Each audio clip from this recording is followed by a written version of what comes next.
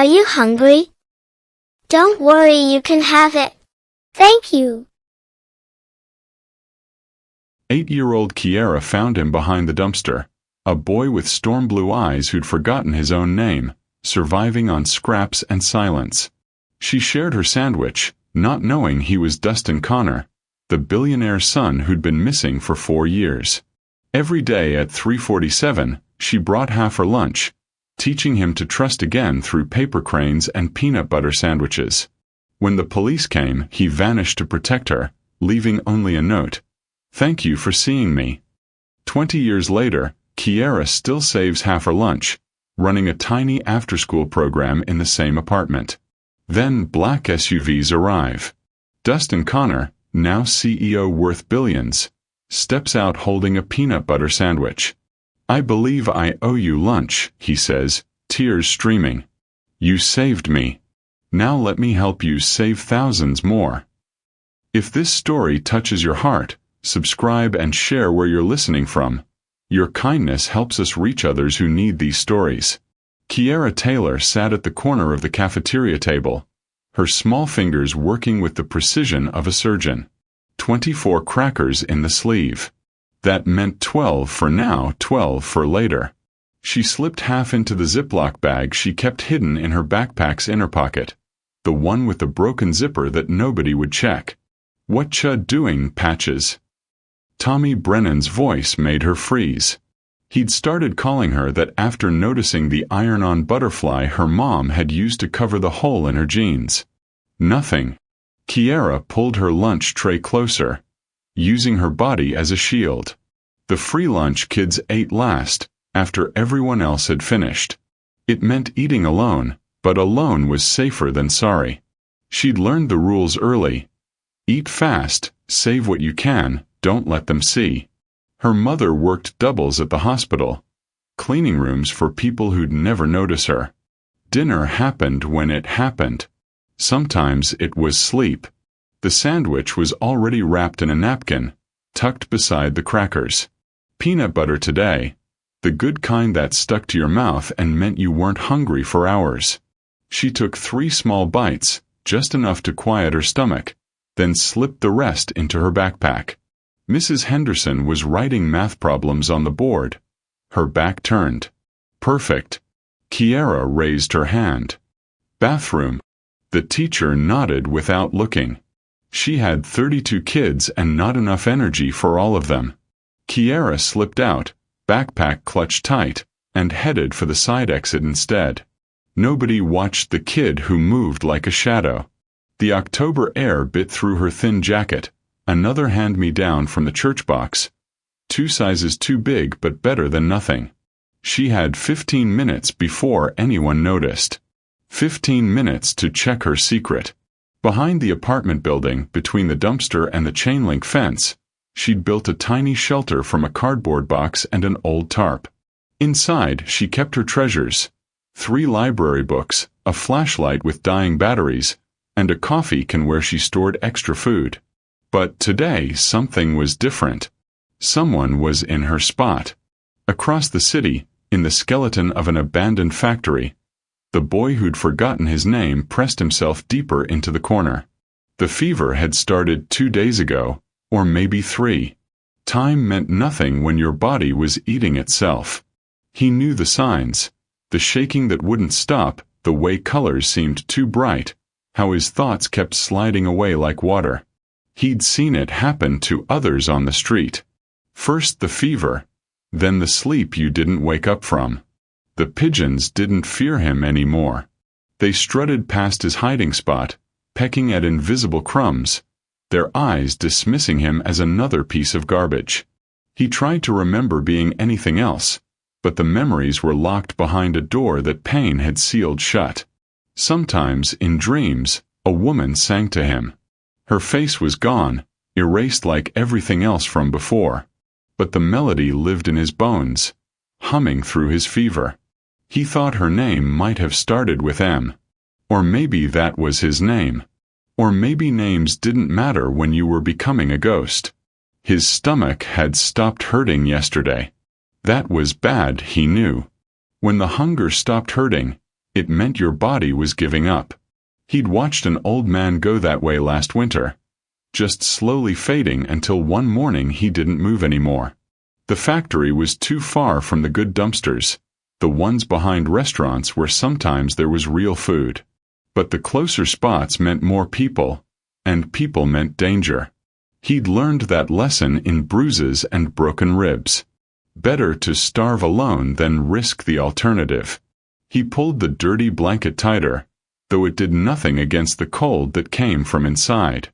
His fingers were blue at the tips. He studied them with detached interest, like they belonged to someone else. Maybe they did.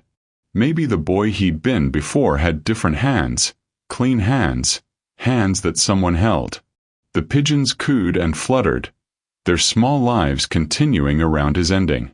He closed his eyes and tried to find the woman's song again, but all he heard was his own heartbeat, getting slower, getting quieter. He didn't know that 3 miles away, a little girl with patched jeans was about to discover him. Didn't know that her stubborn kindness would pull him back from the edge he was sliding toward. All he knew was the cold, the fever, and the terrible certainty that he was disappearing, one forgotten breath at a time. Kiara's sneakers made no sound on the cracked pavement. She'd learned to walk like her mother did in the hospital, quiet enough not to disturb. The cardboard box was exactly where she'd left it yesterday, tucked between the dumpster's rusty side and the fence that separated their building from the abandoned lot next door. But the tarp was moving. Not wind moving. Breathing moving. She froze, one hand clutching her backpack straps. Mom's rules echoed. Don't talk to strangers. Come straight home. Lock the door. But Mom also said, poor in pocket doesn't mean poor in heart. The tarp shifted again, and she saw him. A boy, maybe a little older than her, curled so tight he looked like he was trying to disappear into himself.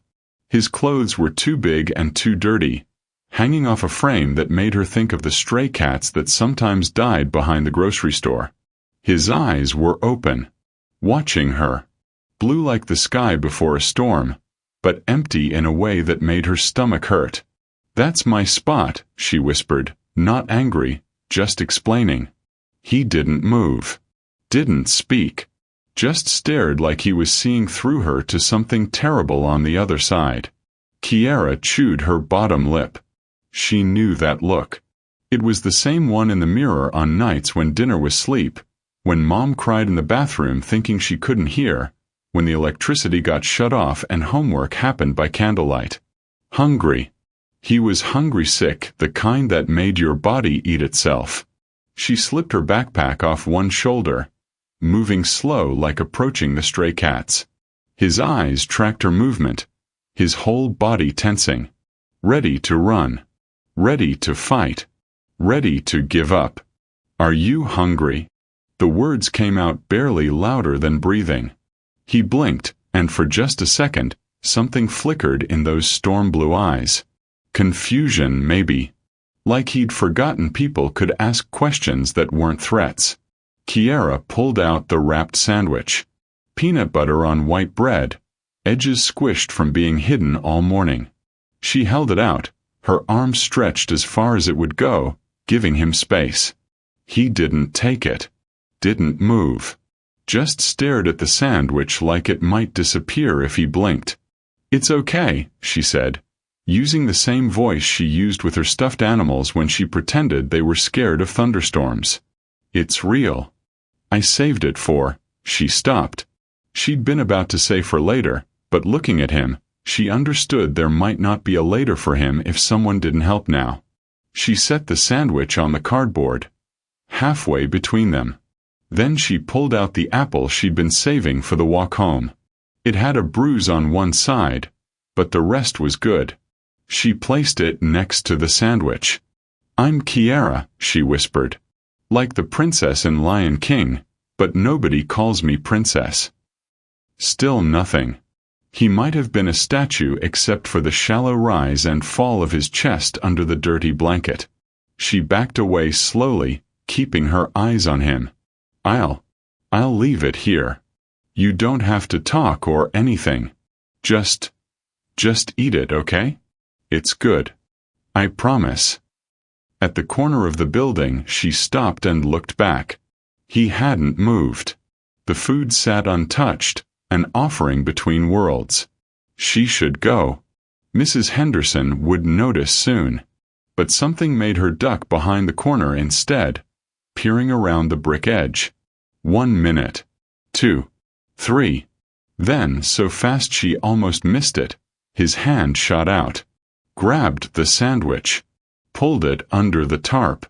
She heard the wrapper crinkle. Then nothing. Then, the sound of someone trying not to cry while eating. She'd heard that sound before. Made it herself on the worst nights. It was the sound of shame and relief and hunger all mixed together, when your body needed food so bad that getting it hurt almost as much as not having it. Kiara slid down the brick wall, sitting on the cold ground. She pulled her knees to her chest and waited. Not watching anymore, that would be mean. Just being there. Sometimes being there was all you could do. The apple disappeared next. She heard the crunch of it. Quick, desperate bites like he thought someone might take it away. Her stomach growled, reminding her that she'd only had those 3 bites at lunch. But the sound from behind the dumpster, that awful, grateful, crying eating sound, made her hunger seem small. When the noises stopped, she stood up carefully, peeked around the corner again. He was visible now, the tarp pulled back. Sitting up, holding the apple core like it was precious. His face was thin, too thin, with dirt streaked across hollow cheeks. But his eyes were looking right at her. Still storm blue, but with something else now. Something that might have been wonder. Thank you, he mouthed. No sound, like he'd forgotten how to make words real. Kiara nodded, suddenly shy. I'll bring more tomorrow, she whispered. If you want. He blinked.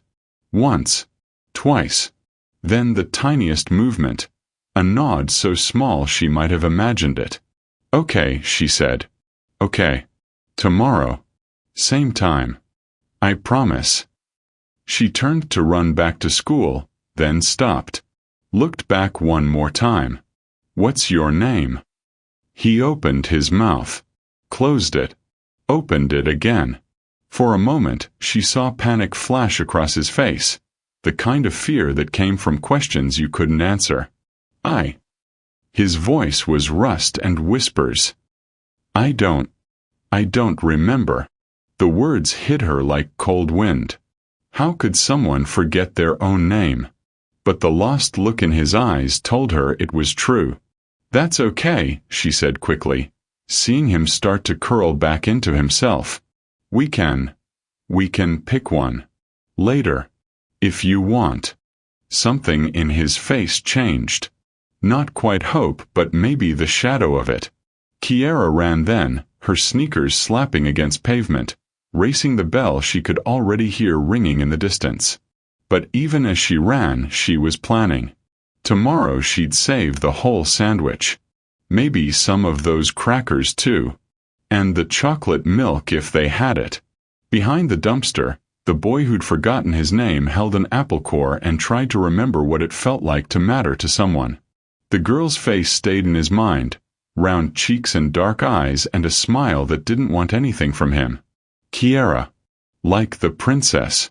He whispered the name to himself, holding it carefully like the first new thing he'd been given in forever. Tomorrow she'd come back.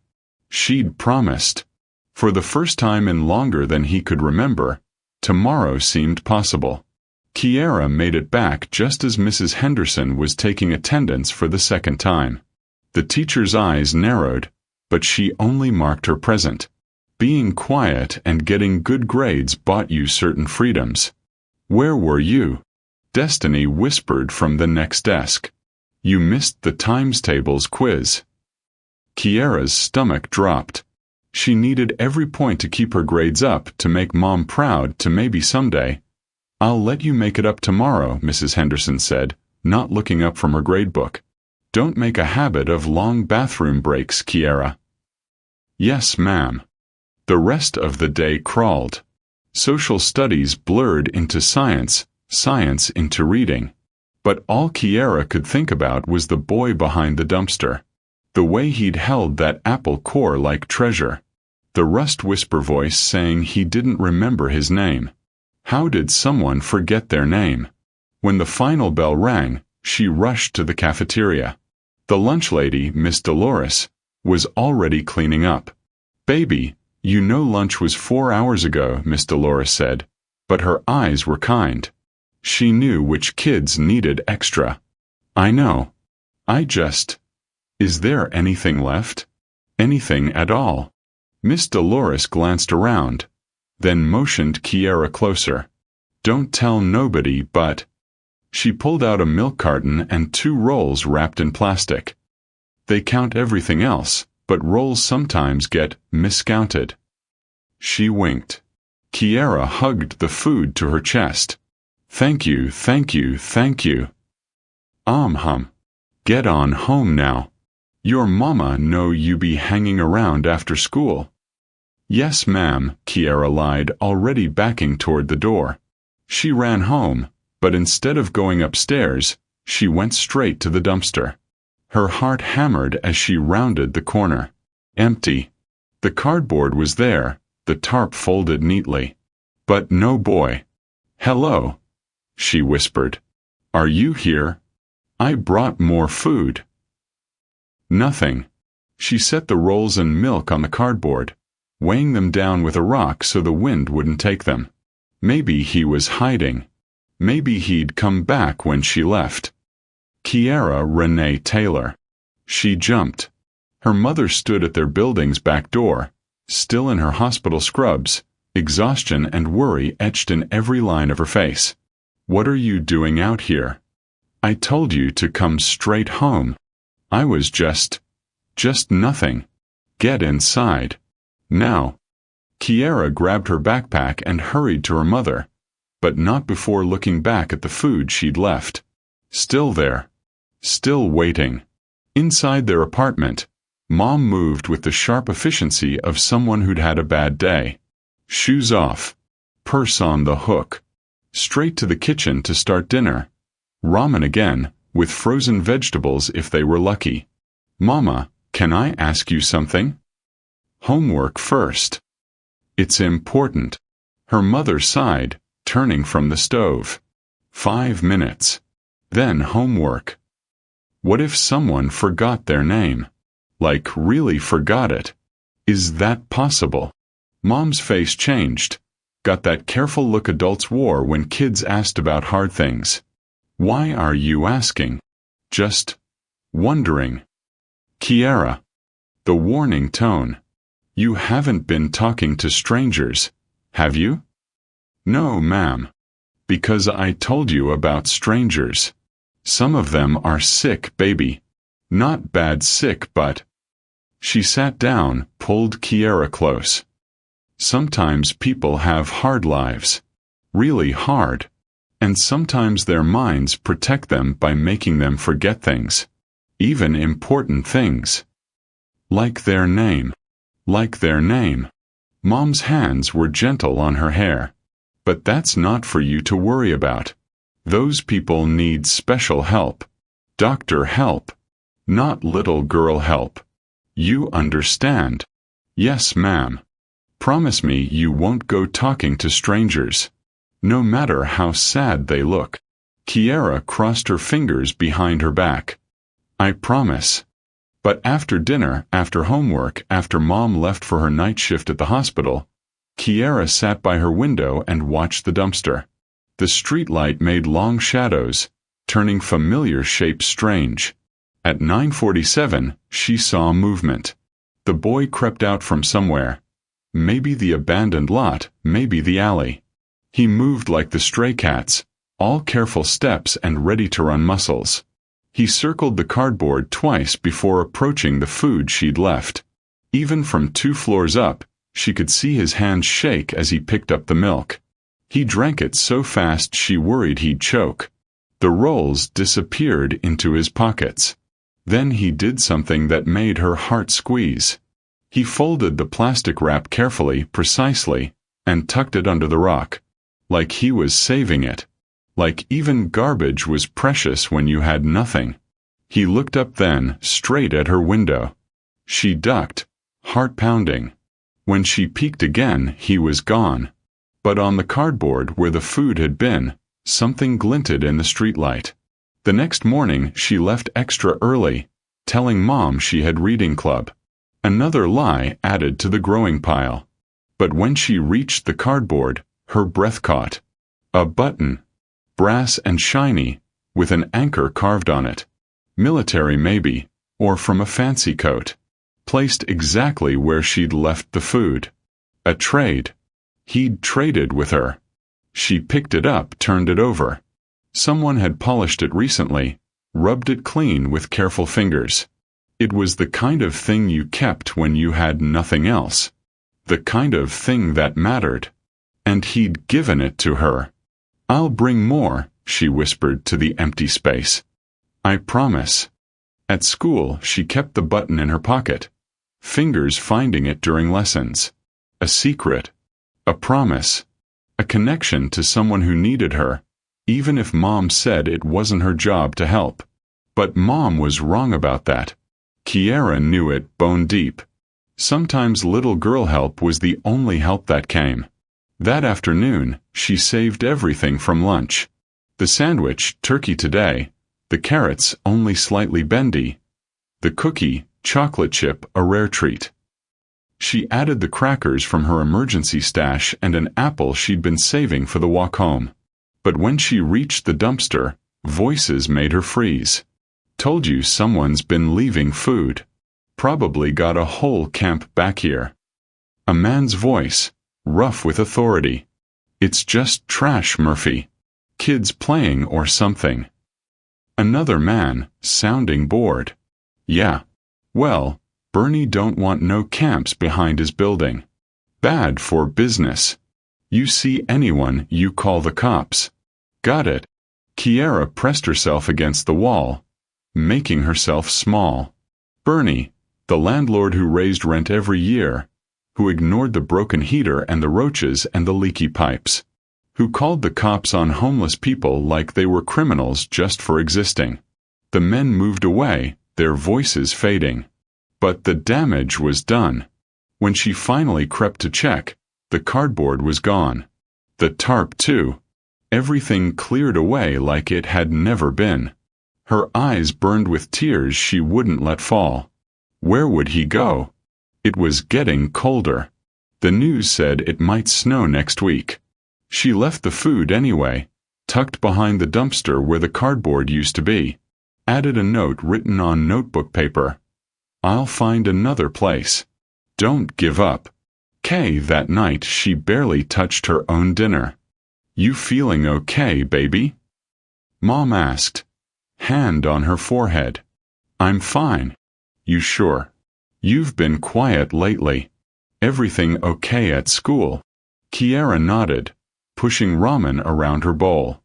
How could she explain? How could she tell her mother about the boy who'd forgotten his name, who traded buttons for sandwiches, who was out there somewhere in the cold because Bernie didn't want camps behind his building? "Mama." Why do some people have to live outside?" Her mother's hands stilled. "Oh, baby. That's complicated." "But why? If there are empty buildings and empty houses, why can't they just go inside?" "Because." Mom sighed. "Because the world isn't always fair. Because sometimes people fall through cracks and can't climb back up. Because helping costs money that nobody wants to spend." "That's stupid." Kiara Renee. "It is.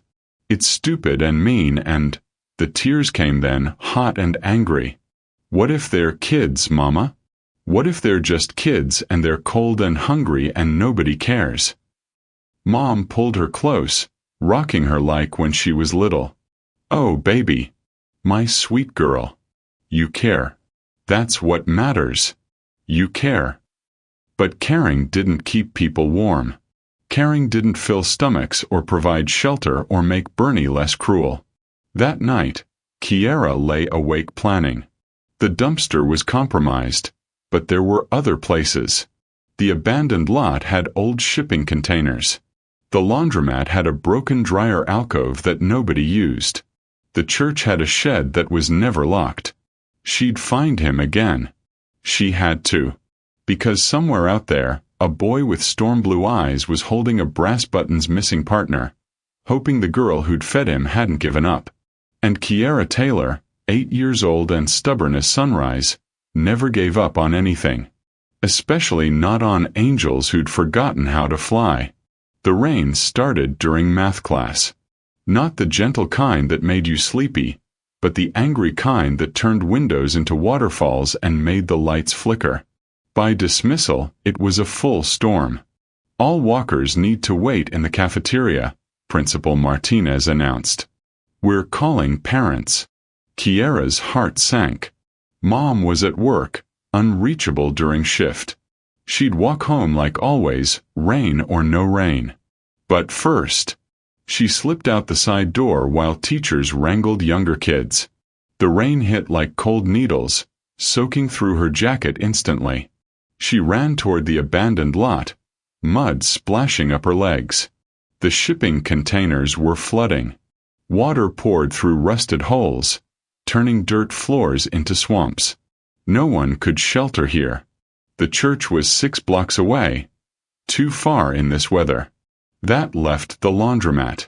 She found him there, pressed into the broken dryer alcove, shivering so hard she could hear his teeth clicking from 10 feet away. His clothes were soaked through, clinging to a frame that looked even smaller wet. "Hey," she said softly. He jerked, eyes wild, ready to bolt into the storm. "It's me. Kiara. The sandwich girl." Recognition flickered. His shoulders dropped slightly, but the shivering didn't stop. "You can't stay here," she said. "You'll get sick. Really sick." He nodded but didn't move. Where could he go? Kiara made a decision that would have horrified her mother. "Come on. I know a place." The laundromat storage room was technically off limits, but Kiara had discovered months ago that the lock was broken. Mr. Chen, who owned it, only came by on Saturdays to collect quarters. It was Thursday. She led the boy inside, past washing machines that churned like hungry stomachs. The storage room was small, cramped with supplies, but dry. Most importantly, warm air leaked through the vent from the dryers. "Here," she said, pulling a relatively clean drop cloth from a shelf. "It's not much, but—" He took it with shaking hands, wrapping it around himself like armor. In the fluorescent light, she could see him better. Bruises yellowing on his jaw. A cut on his lip that hadn't healed right. Dirt ground so deep into his skin it looked like part of him. But his eyes, still that storm blue, watching her like she might disappear. "I have food," she said, emptying her backpack. The sandwich was soggy, the apple bruised from running, but his face lit up like Christmas. He ate slowly this time, careful bites instead of desperate gulps. "Progress. Can you talk?" she asked gently. "I mean, I know you can, but do you want to?" He swallowed, cleared his throat. "Hurts," he whispered. "Talking hurts." A nod. "That's okay. I can talk for both of us. I'm good at talking. Mom says I could talk the ears off a cornstalk." She settled cross-legged on the floor, maintaining distance but staying close enough to share warmth. "Want to see something cool?" She pulled out the brass button. His eyes widened. "You gave this to me. It's beautiful. Where'd you find it?" He pointed to himself, then made a gesture she didn't understand. "It was yours." A nod. Then he reached into his pocket, pulled out its twin. Same anchor design, same brass shine. A matched set. "Oh," she breathed.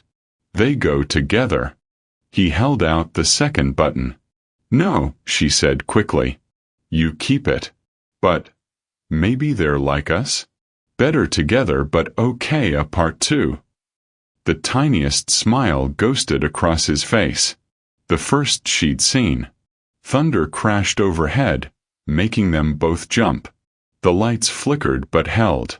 Are you scared of storms? She asked. He shook his head, then pointed at her. Me? No. Well, maybe a little. But my grandma used to say thunder was just God bowling. And lightning was when he got a strike. She pulled her knees up. She died last year. The boy's hand moved slightly, like he wanted to reach out but didn't know how. It's okay, Kiara said, though it wasn't really. She's with my dad now. They're probably bowling together. They sat in comfortable silence, listening to rain hammer the roof. The storage room felt like a cave, safe from the world outside. She pulled out her homework, might as well use the time. You know math? She asked. He leaned over, looked at her worksheet, pointed to a problem, then held up 6 fingers. 6. Really? She counted on her fingers. Oh, you're right. I was adding wrong. For the next hour, he helped her with homework. Couldn't speak much, but his fingers flew over numbers like they made sense to him in a way words didn't. She shared her crayons, and he drew while she worked. Shapes and patterns that seemed almost like a language. Were you good at school? She asked. Before. His hand stilled. The before was dangerous territory, she could tell.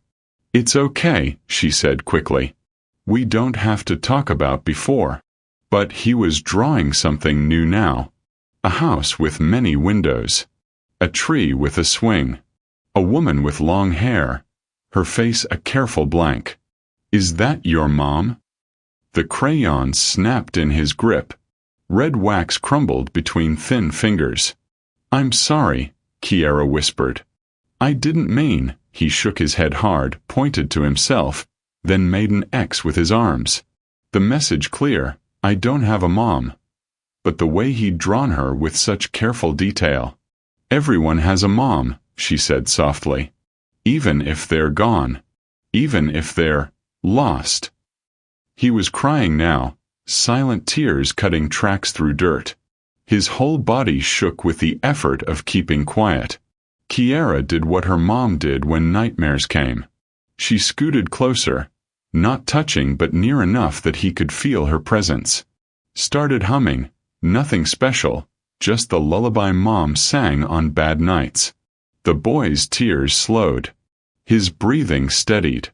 And then, so quiet she almost missed it, he hummed too. A different song, sadder and older, but their melodies wound together in the small room like they belonged that way. When the rain finally eased to a drizzle, Kiara knew she had to go. Mom would be home soon. I have to leave, she said reluctantly. But you can stay here tonight. Mr. Chun won't come till Saturday. Just be careful, okay?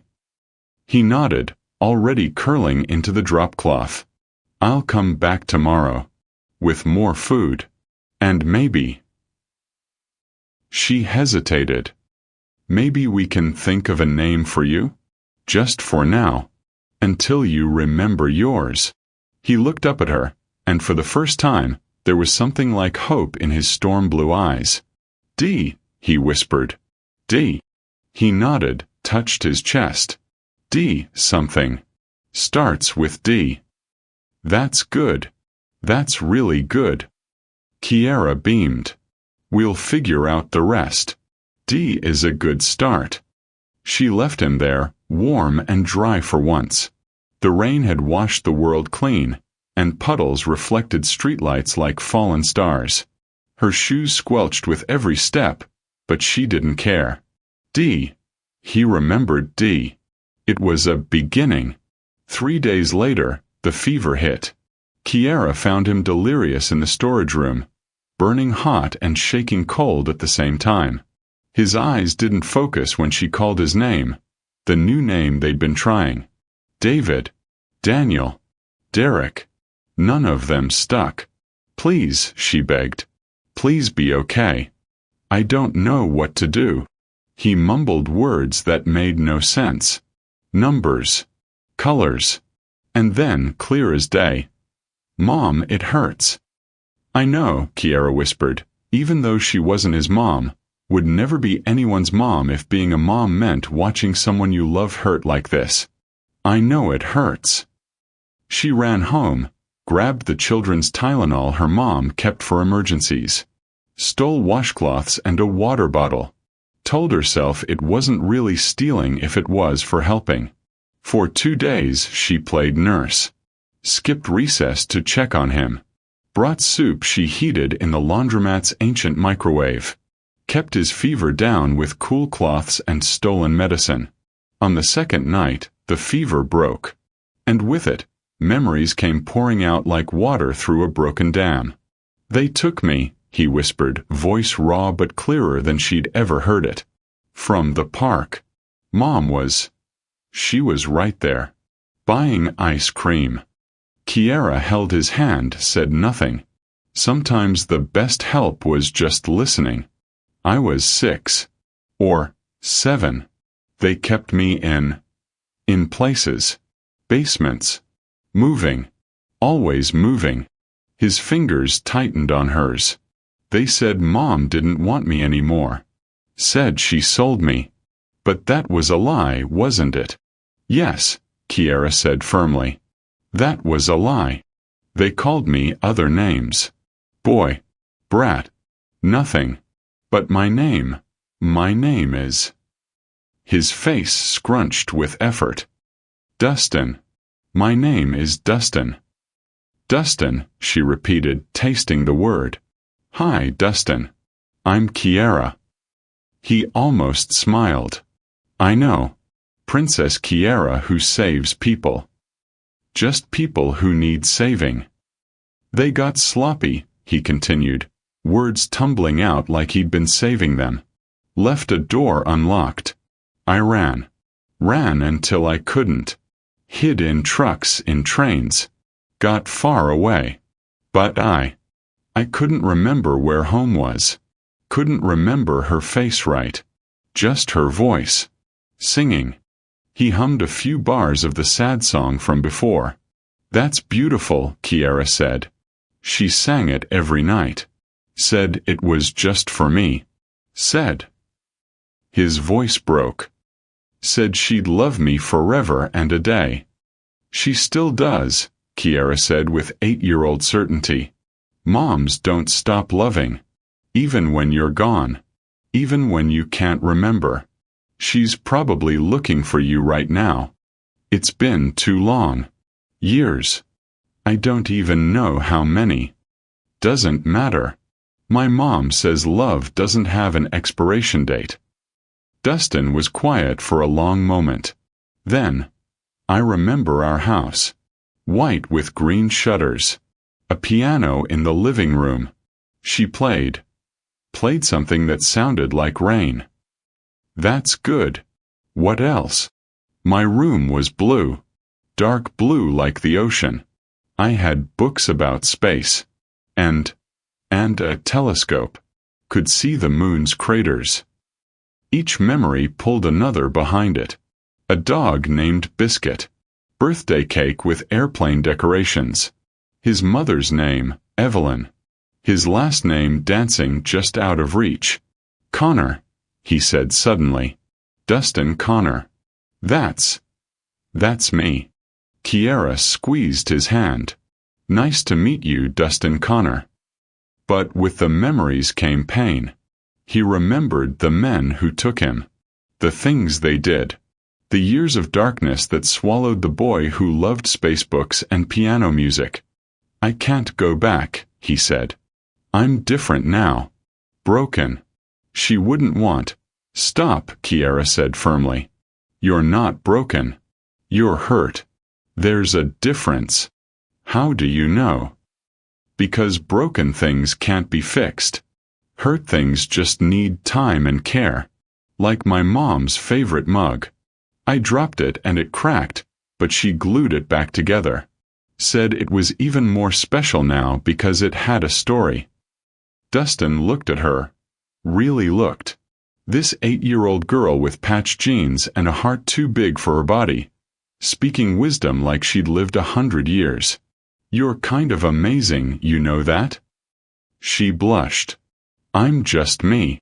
Yeah, he said softly. Exactly. That night she brought something special. A newspaper from the library, old and yellowed. The headline read, "Connor heir still missing after 4 years." There was a picture. A younger Dustin, grinning gap-toothed at the camera. And next to him, a woman with kind eyes and his same storm-blue gaze. That's her, he breathed. That's Mom.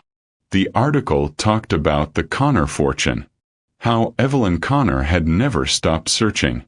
How she offered millions in reward money. How she kept his room exactly as he'd left it, waiting. She's rich. Kiara asked, eyes wide. I guess. I didn't know. I just knew she loved me. She still does. Look. She pointed to a quote in the article. Asterisk, I will never stop looking for my son. He is my heart walking around outside my body. Wherever he is, I pray he knows he is loved beyond measure. Asterisk, Dustin traced the words with one finger. Tears falling silent and free. We could call, Kiara suggested. There's a number in the article for tips. No. The word came out sharp, panicked. What if? What if it's a trap? What if they're watching? What if? Okay. She soothed. No calling. Not yet. Not until you're ready. But she memorized the number anyway.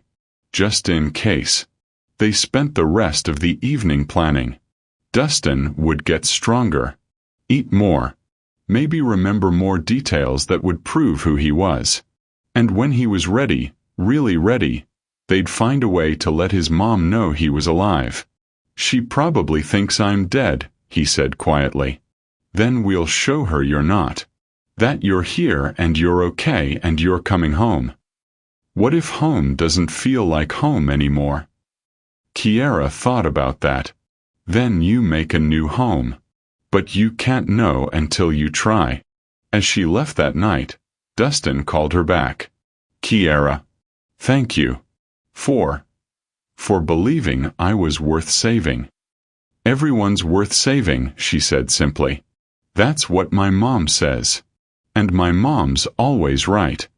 Walking home under stars just starting to peek through city haze, Kiara felt the weight of secrets in her chest. Dustin Connor. Missing heir. A mother searching for 4 years. No more now. Maybe 6. 7. But more than that, he was her friend. The boy who helped with math homework. Who drew pictures of remembered houses. Who was learning to smile again. Tomorrow she'd bring more food. Maybe some of her books about space. And slowly, carefully, they'd help him remember how to be Dustin Connor again. Not the heir. Not the missing boy from newspapers. Just Dustin. Who was hurt but not broken. Who was lost but slowly finding his way home. The days grew warmer, and with them, Dustin grew stronger. April melted into May, and their after-school meetings became the rhythm of Kiara's life. She'd found an old watch in a thrift store, 50 cents of her saved allowance, and gave it to him so he'd know when to expect her. 3:47, she'd say. Every day except weekends. Why 3:47? Because that's how long it takes to run from school if I don't stop for anything. He wore the watch like treasure, checking it constantly. Time meant something when you had someone to wait for. They developed routines. Homework first. He was brilliant at math and science, remembering things from before that surprised them both. Then sharing whatever food she'd saved, making it last while they talked. Finally, what Dustin called memory practice. Tell me about the piano again, Kiara would prompt. Black. Shiny. Mom polished it every Saturday. Said fingerprints were the enemy of beautiful things. He'd smile at that. I'd help. She'd play while I dusted underneath. Chopin usually. Sometimes Disney songs if I asked nice. Each memory was a brick in the bridge back to himself. But the best days were when they just got to be kids. Ever played war? Kiara asked one afternoon, producing a deck of cards held together with a rubber band. Maybe. Show me. She taught him war, then go fish, then a complicated game she'd made up involving math and storytelling. He laughed, actually laughed, when she had to draw 22 cards looking for a 7. Your turn to teach me something, she declared. He thought for a moment, then began folding a piece of notebook paper. His fingers moved with surprising certainty, creasing and tucking until... A crane! Kiara gasped. How do you know origami? He frowned, staring at the paper bird. Someone taught me. Not Mom. Someone. Kind. Before the bad times. A teacher, maybe. She said cranes were wishes with wings. Then let's make wishes, Kiara decided. Lots of them. They spent the afternoon folding every piece of paper they could find. Homework sheets became birds. Napkins transformed into tiny cranes. Even candy wrappers got recruited. Soon a flock covered the storage room floor. What did you wish for? Dustin asked, adding another to the pile. Can't tell. Won't come true. But she'd wished for him to find his way home. Every single crane carried the same wish. I wish to remember, he admitted. Everything. Even the bad parts. Because forgetting feels like losing pieces of myself. Maybe that's brave, Kiara said. Wanting to remember even when it hurts. They created more rituals. Tuesday was story day. Kiara would retell movies she'd seen, acting out all the parts until Dustin laughed so hard his stomach hurt. Thursday was teaching day. He showed her constellations drawn on cardboard. She taught him all the clapping games she knew. But the best ritual was Sunday afternoons. The laundromat was closed. The storage room theirs alone. They'd spread out all their treasures. His brass buttons, her library books, their growing crane collection, and just exist together. Two kids who'd found each other in the margins of the world. Do you think we'll be friends forever? Kiara asked one Sunday, watching dust motes dance in the afternoon light. Forever and a day, Dustin said solemnly, echoing his mother's phrase. Even when you go home? He was quiet for a long moment. Especially then. Because you'll be the friend who knew me when I was nobody. That's the most important kind. You were never nobody, she said firmly. You were always Dustin. Even when you forgot. He taught her the song his mother used to sing, humming the melody until words came back in fragments. She taught him her grandmother's lullaby, the one about angels walking among us. They were building something neither could name. Not just friendship but family.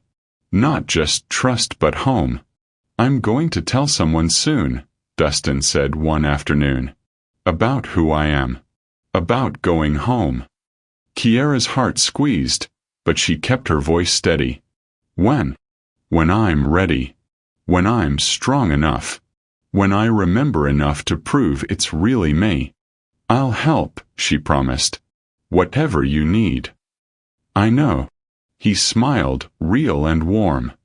That's why I can do it. Because you'll be there. They didn't know they only had 3 more weeks.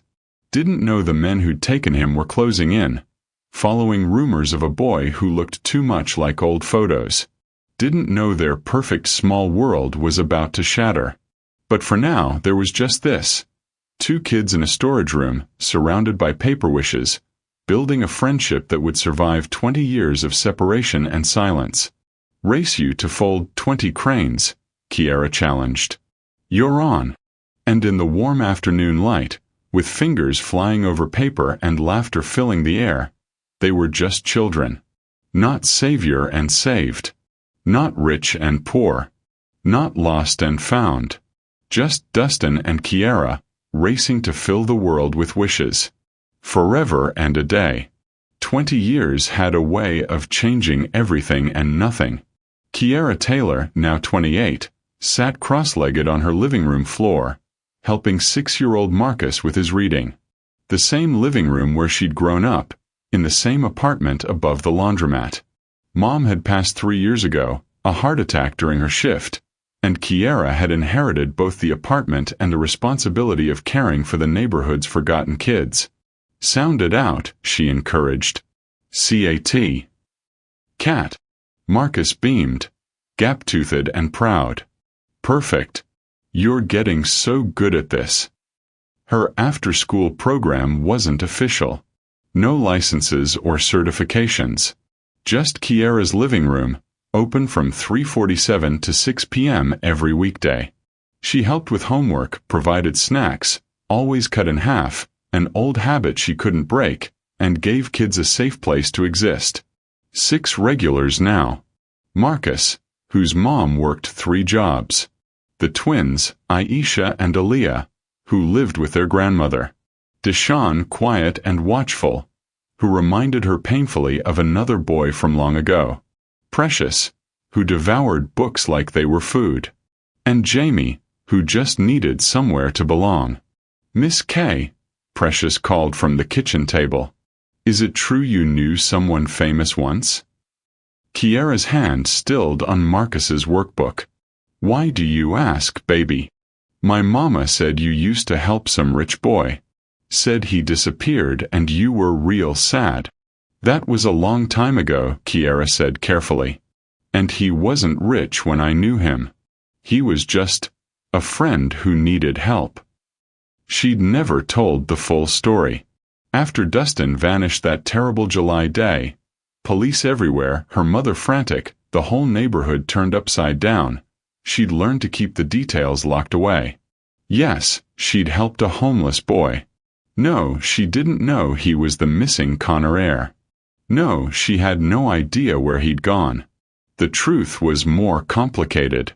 The truth involved a note he'd left, written in crayon on notebook paper. They found me. I have to run. Thank you for seeing me. Remember the cranes. She still had that note. Still had the brass button. Still saved half her lunch, even though there was no one waiting by the dumpster anymore. Miss K, you okay? Deshaun asked quietly.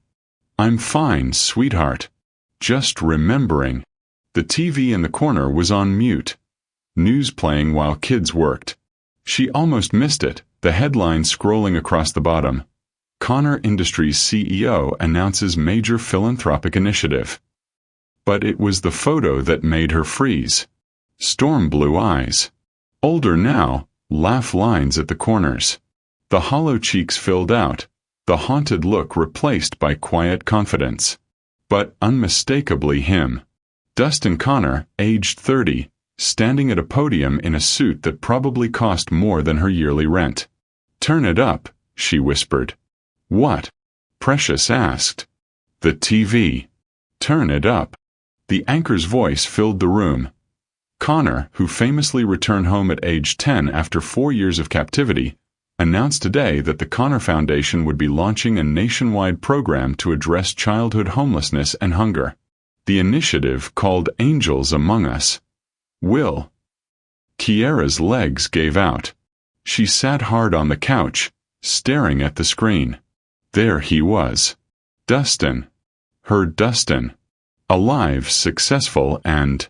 The program is personal to me, he was saying in the clip. I survived those years because of kindness from unexpected places. Because someone saw me as human when I'd forgotten what that meant. This foundation is my way of multiplying that kindness. The news moved on to other stories, but Kiara couldn't move. 20 years. 20 years of wondering if he'd made it home, if he remembered their friendship, if he ever thought about the girl who'd shared her sandwiches. "You okay, Miss K?" Marcus climbed onto the couch beside her. "You're crying." Was she? She touched her face, found it wet. "I'm okay, baby. Just surprised by something." That night, after the kids went home, Kiara sat at her ancient laptop and searched. Dustin Connor's story was everywhere. The kidnapping at 6. The miraculous return at 10, thin, traumatized, but alive. Years of therapy. Homeschooling, then Harvard. Taking over Connor Industries at 25 when his mother retired. Transforming it into one of the most ethical corporations in America. And now this. A foundation focused on homeless children. Angels among us. She remembered teaching him to play cards. His laugh when she won at war. The paper cranes he'd fold while she did homework. The way he'd said her name, like it was something precious. Did he remember her too? Or had she been just one kind face in a blur of survival? Her phone buzzed. Precious's grandmother. Saw the news. "Isn't that your boy?" Within an hour, her phone wouldn't stop. Everyone remembered the summer Kiara had befriended the homeless boy. Few had connected him to the Connor heir until now. But the neighborhood had a long memory, and Kiara's kindness had become local legend. She turned off her phone, overwhelmed. Dustin Connor was a billionaire. She was still in the same apartment, teaching kids to read on donated books, stretching every dollar to feed them. What would he think if he saw her now? Still here. Still small. Still saving half her sandwich out of habit. She pulled out the old shoebox from under her bed. The note. The brass button. A paper crane, yellowed with age. A photo from the newspaper. The only picture she had of them together, snapped by a reporter the day before he vanished. 2 kids on the steps of the laundromat, sharing a bag of chips. "I hope you're happy," she whispered to the photo. "I hope you remember the good parts." Tomorrow she'd wake up, make sandwiches, teach kids to read. Same as always. Dustin Connor would continue changing the world from his penthouse office. Their paths had diverged 20 years ago, and that was okay. She'd known him when he was just D. When he needed her. That was enough. It had to be. 3 days later, Kiara stood in the grocery store, calculating. 6 kids, 5 days, snacks and juice boxes. If she skipped lunch herself, she could afford the good peanut butter, the kind that didn't taste like cardboard. Kiara Taylor. She turned. A woman in a sharp suit stood behind her, looking out of place among the wilted produce and flickering lights. "Yes. My name is Patricia Chen. I work for the Connor Foundation. We've been looking for you." Kiara's heart stopped. I haven't done anything wrong." No. Patricia's face softened. "Nothing like that. Mr. Connor asked me to find you. He'd like to meet with you if you're willing." He remembers me?" Patricia smiled. "Miss Taylor, he's never forgotten you. He's been searching for years, but Kiara Taylor is a common name, and he only knew you were 8 and lived near a laundromat. Do you know how many laundromats there are in Detroit?" A lot. Patricia handed her a card. "He's in town tomorrow for the foundation launch. He'd very much like to see you. No pressure, no obligations. Just 2 old friends catching up." Kiara stared at the card.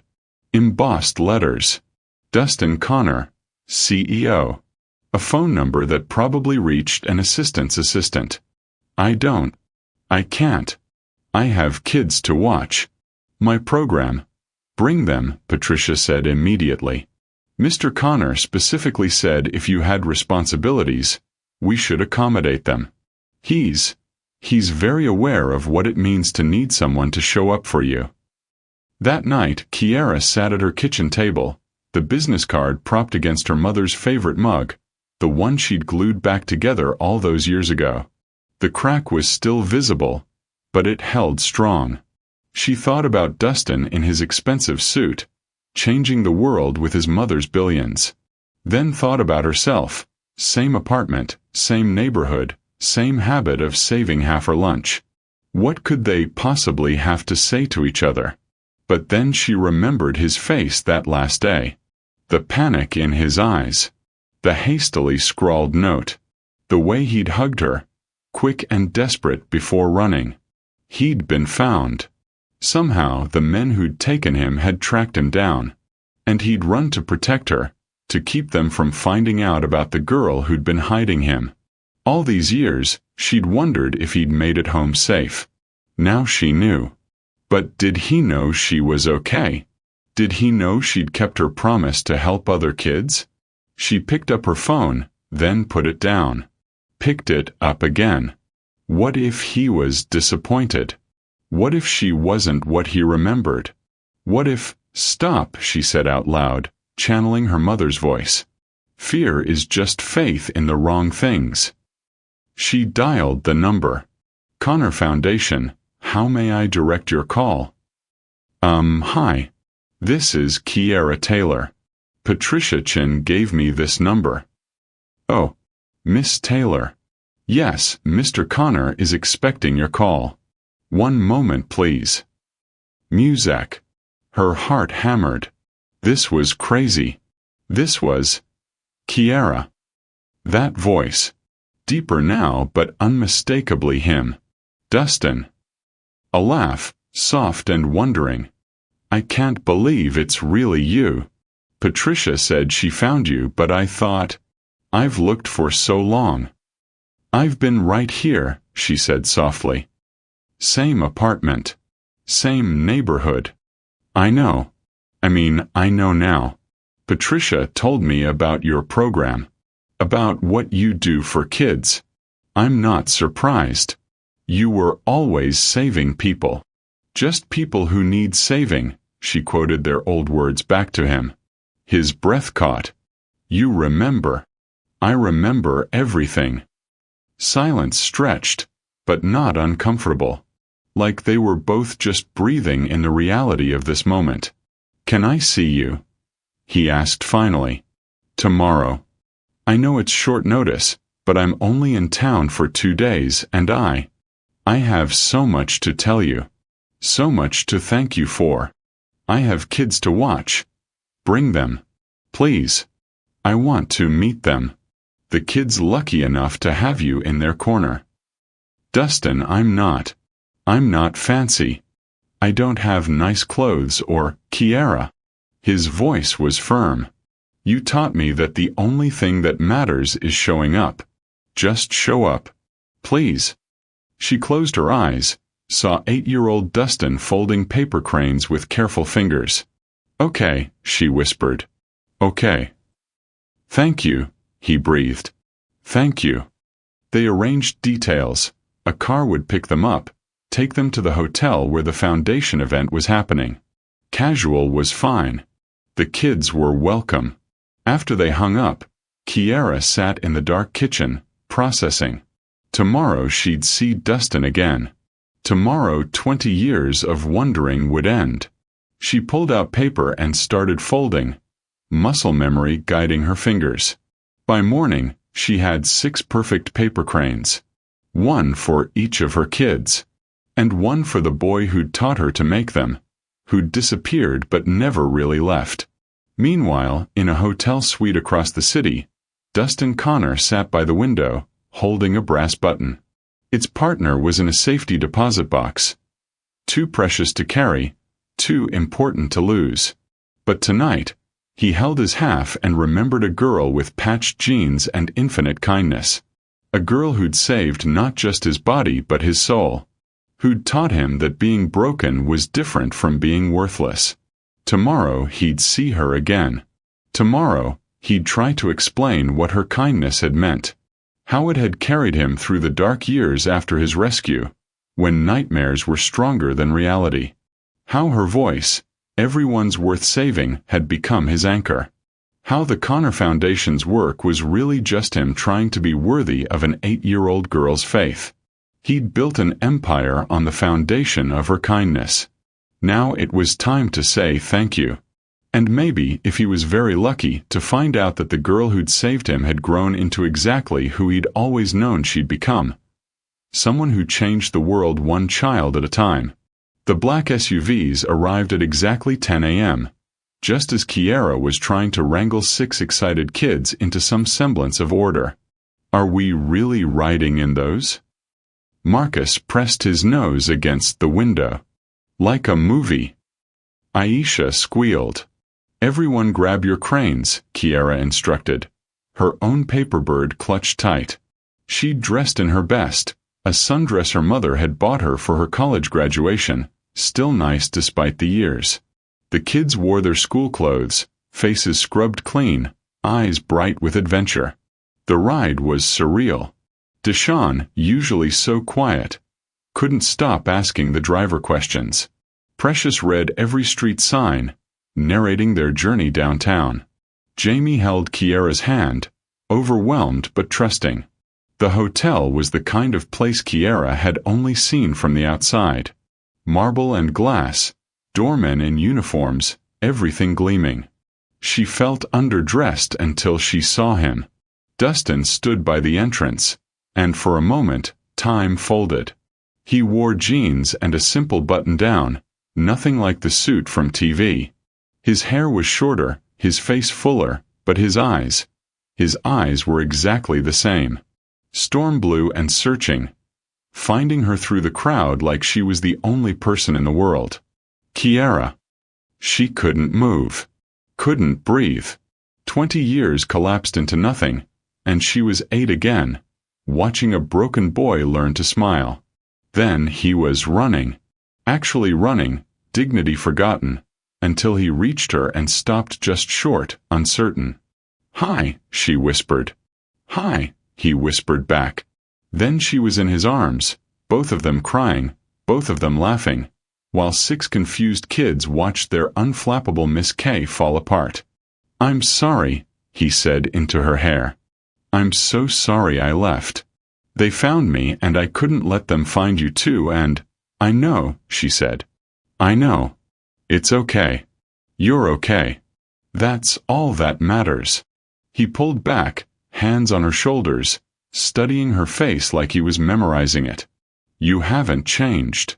I mean, you have, but you're still you." "Still saving half my sandwich," she admitted, which made him laugh and cry harder. Miss K." Precious tugged her dress. "Is this your friend?" Kiara wiped her eyes. "Yes, baby. This is Dustin. Dustin, these are my kids." What followed was beautiful chaos. Dustin crouched to their level, shaking hands solemnly, admiring their paper cranes. He remembered being small and scared and hungry, and it showed in how he spoke to them, with respect, with recognition. "You guys are lucky," he told them. "Having Miss K in your corner? That's better than winning the lottery." They moved inside, to a private dining room where lunch was set up. Not fancy, just good food and plenty of it. Dustin had remembered. Sandwiches cut in halves, apple slices, chocolate chip cookies. "Tell us the story," Marcus demanded through a mouthful of turkey sandwich. "How you met Miss K." So they told it together, trading parts like they'd rehearsed it. The dumpster. The sandwich. The laundromat. The kids gasped at the right places, cheered when Dustin remembered his name, fell silent when he had to run. "But you came back," Jamie said softly. "That's what matters." "Yeah," Dustin said, looking at Kiara. "I came back." After lunch, while the kids played with tablets Dustin's assistant had somehow produced, he and Kiara sat by the window, finally able to really talk. "Tell me everything," he said. "Patricia gave me basics, but your mom?" 3 years ago. Her heart. It was quick. Kiara managed to smile.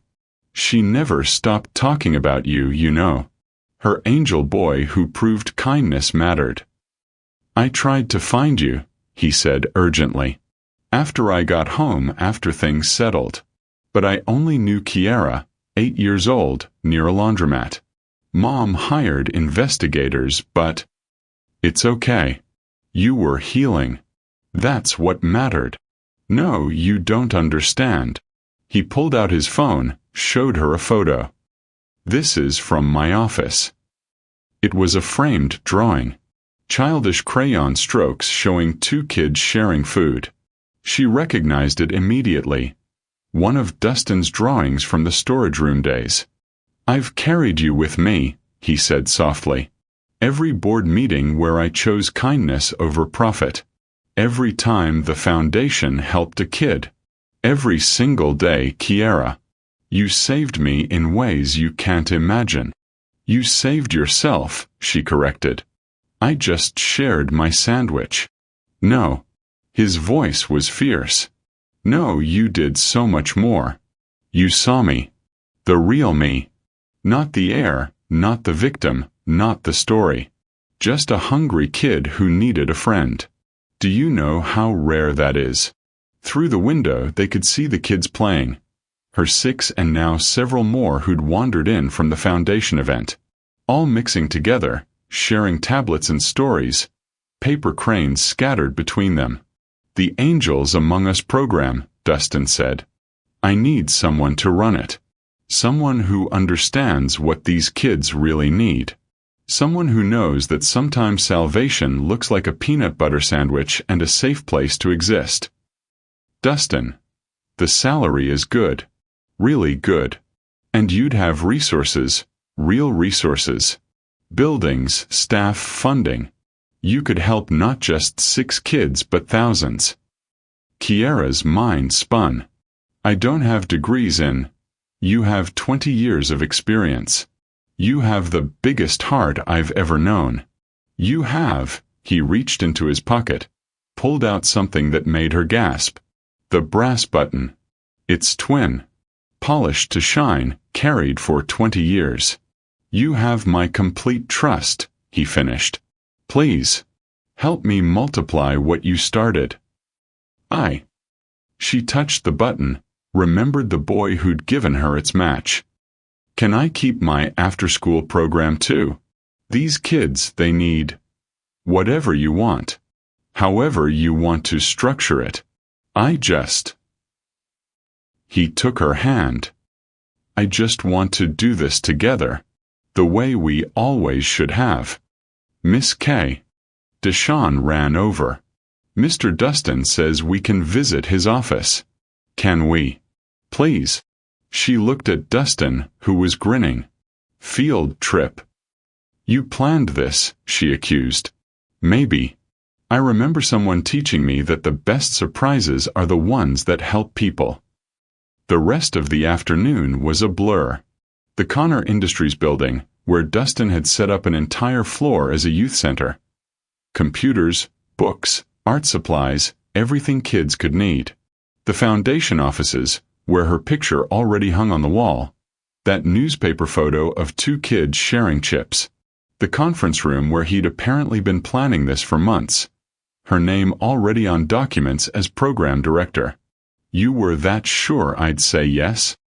I was that sure I'd keep asking until you did. But the best moment came at the end, when they stood in his office. Kids pressed against the floor-to-ceiling windows watching the city below. Look, Precious whispered. You can see our neighborhood from here. She was right.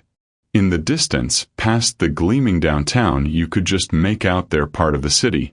The laundromat. The apartment building. The dumpster where it all began. Full circle, Dustin said quietly. No, Kiara corrected. Spiral.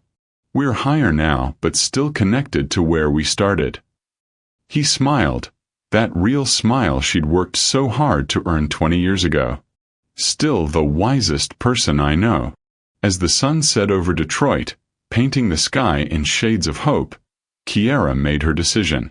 Not for the salary or the title or the resources.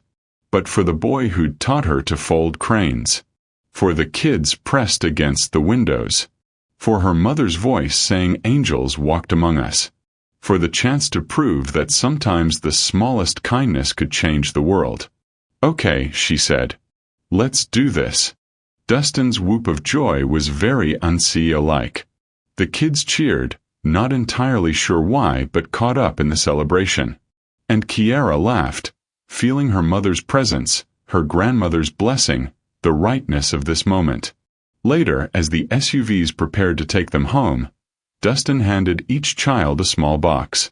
Inside were brass buttons, each with a tiny anchor. "For our club," he explained. "The Crane Club. Everyone who believes in wishes with wings." "Can we really keep them?" Jamie asked, eyes wide. "Forever and a day," Dustin promised, catching Kiara's eye. As they drove back through the city, kids chattering about their adventure, Kiara held her own button. The original, returned to her after 20 years. She thought about circles and spirals, about angels and wishes, about the mysterious ways kindness multiplied itself. Tomorrow she'd start a new chapter. Director of Angels Among Us, helping kids across the country the way she'd once helped one lost boy. But tonight, she was just Kiara Taylor, riding home with her kids, carrying paper cranes and brass buttons and the knowledge that love always found its way back. "Miss K." Marcus tugged her sleeve. "Was today real?" She looked at him, gap-toothed and hopeful, so much like another child from long ago. "The realest," she promised. And in the distance, the laundromat sign flickered to life, welcoming them home to the place where angels learn to fly. If this story touched your heart, share it with someone who needs to remember that kindness always comes back home. Where are you listening from? Let us know in the comments below.